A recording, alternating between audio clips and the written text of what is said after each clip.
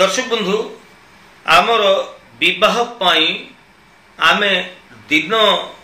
बार आदि स्थिर करुछे कि सावधान ही जानतु आउ जानतु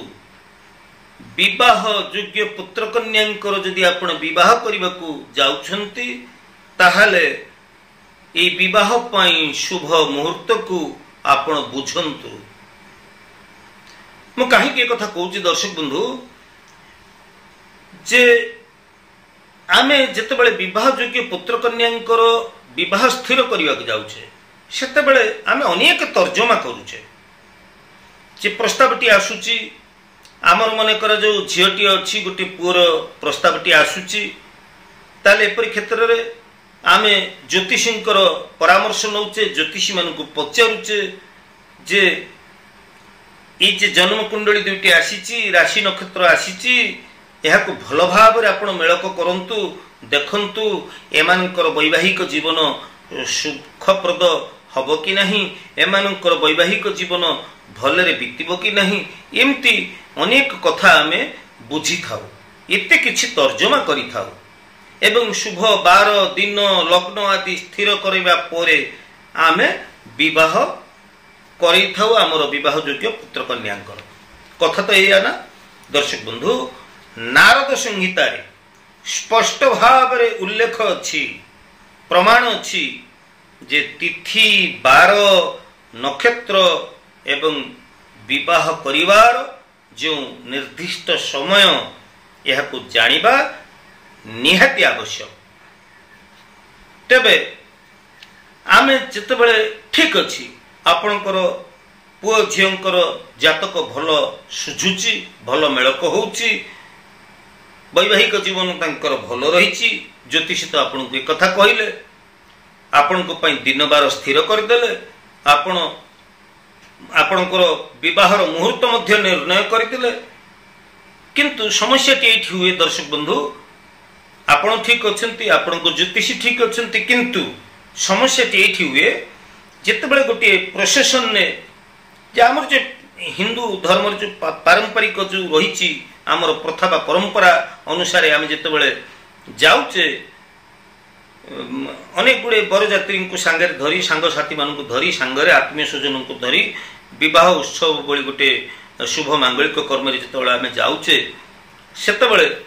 जो समय दि जाइथिबो से समय आम ठीक समय पहुंची पारू ना एवं जो निर्दिष्ट समय दि जाई थाए जो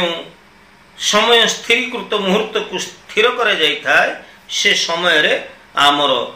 बाहागर हेई पारे ना एटी होची सबुठारु बड़ गुरुत्वपूर्ण कथा। तेबे दर्शक बंधु नारद संहिता रे कथा मध्य कहा जायछि जे झिय मानकर क्षेत्र रे विवाह योग्य झिय माने जो माने रहिसेंती से मानकर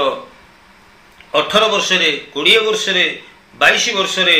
24 26 28 30 32 ये भली जुग्म वर्ष गुड़िक विवाह कले शुभ होता है। झील पिला के क्षेत्र में अनेक लोक कहती जे जोड़ा वर्ष चली आम कौन झीटीर बाहागर करवा। हाँ दर्शक बंधु जुग्म बयस झील मानकर विवाह करा उचित एक कथा मु कहूना नारद संहिता रे एक कथा स्पष्ट भाव में उल्लेख अच्छी। पुओ मान क्षेत्र में अजुग्म वर्ष गुड़िक भल जेमिति कि 21 वर्ष 23 वर्ष 25 27 29 31 ये सब बयस गुड़िक वर्ष गुड़िक अजुग्म वर्ष गुड़िक पुओ मान क्षेत्र में भल।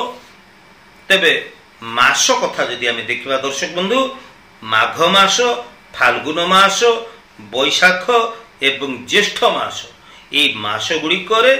विवाह पाई ये मास गुड़िक भल पुओ एवं झील उभय जदि ज्येष्ठ अछंती ताहले एपरि क्षेत्र रे ज्येष्ठ मास रे आमे केबे हेले बाहागर करिबा उचित नुहे किंतु कई कई लोक कहंती जे 3 ज्येष्ठ हो गले शुभ हो जाए जे पुओ बड़ झील मध्य बड़ एवं मास तो ज्येष्ठ तेणु 3 ज्येष्ठ एक हो गले ये बाहागर शुभ हो जाए एकथार कौन शास्त्रीय प्रमाण कौटी नहीं मु देखी ना। तेबे दर्शक बंधु कार्तिक मास माघ मास ये सब मास ये जो दुईटी मास एथिरे विवाह कले मध्यम शुभ रहे किंतु अन्य मास गुड़िकर विवाह कले ये विवाह शुभ हुए नहीं। सूर्य जदि आर्द्रा नक्षत्र रे प्रवेश करिथांती आर्द्रा नक्षत्र स्वाति नक्षत्र पर्यंत ये 10टी नक्षत्र रहिला ए भितरे शुभ कर्म आदि विवाह व्रत भली शुभ कर्म आदि बा गृह प्रतिष्ठा ए भली शुभ कर्म आदि वर्जन करने उचित। दर्शक बंधु विवाह क्षेत्र रे शुक्र ग्रह जदि अस्त अवस्था अछंती अस्तमित होइके अछंती बृहस्पति ग्रह जदि अस्तमित अवस्था अछंती एपरी समय रे विवाह स्थिरीकृत करबा विवाह पई दिन स्थिर करबा उचित नुहे। आउ गोटे कथा गुरुत्वपूर्ण कथा दर्शक बंधु रविवार दिन जेते भल शुभ मुहूर्त थिले मध्य विवाह करा जिबार निषेध करा जाइछि विवाह करा जिबा उचित नुहे रविवार रे। किंतु आपण माने होय तो तर्क रखी पारंती जे आमर तो पांजी मानंकरे पंचांग मानंकरे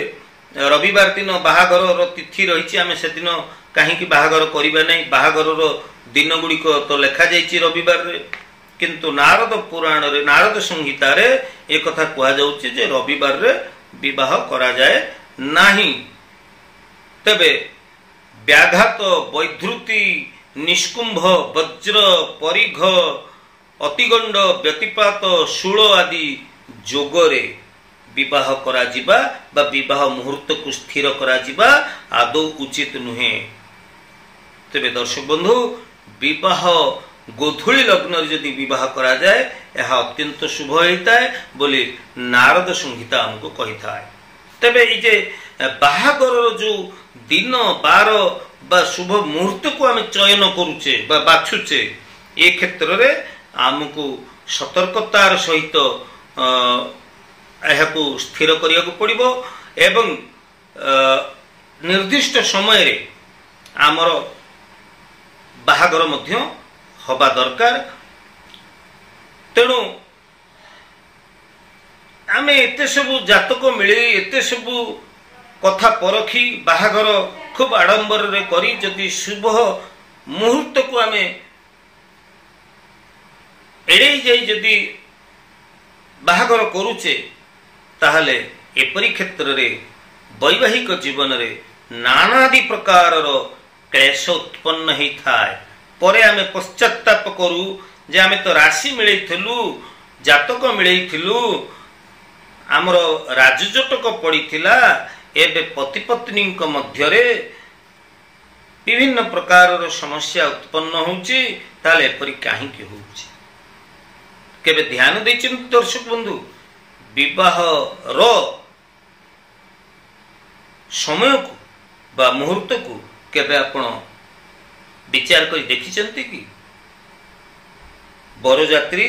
नाची कूदी आसी पहुंचला बेलू एणे आमर शुभ मुहूर्त गड़ी जाइथिबो बाहागर हबो हाथ गंठी पड़िबो बाहागर हबो ए बाहागर शुभ मुहूर्त रे जो निर्दिष्ट समय हवा कथा से आला नहीं ताहले यार परिणाम केमिति भल हो बोली आपण भाबुचंती। मु ज्योतिष पृष्ठभूमि मु मोर जहाँ व्यक्तिगत मत आपण का आगे उपस्थापन कली दर्शक बंधु।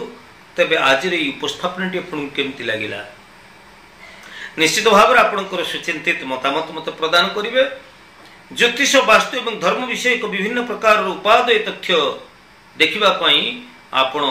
निश्चित भाव मोर वीडियो को सब्सक्राइब करंतु लाइक करंतु एवं ई वीडियो को बहुत परिमाण में आपण माने शेयर करंतु। आज तो समय जाइए दर्शक बंधु परवर्ती अध्याय पुणी आम देखा से पर्यंत विदाय रहूँ ज्योतिर्विद सुधीर। जय जगन्नाथ।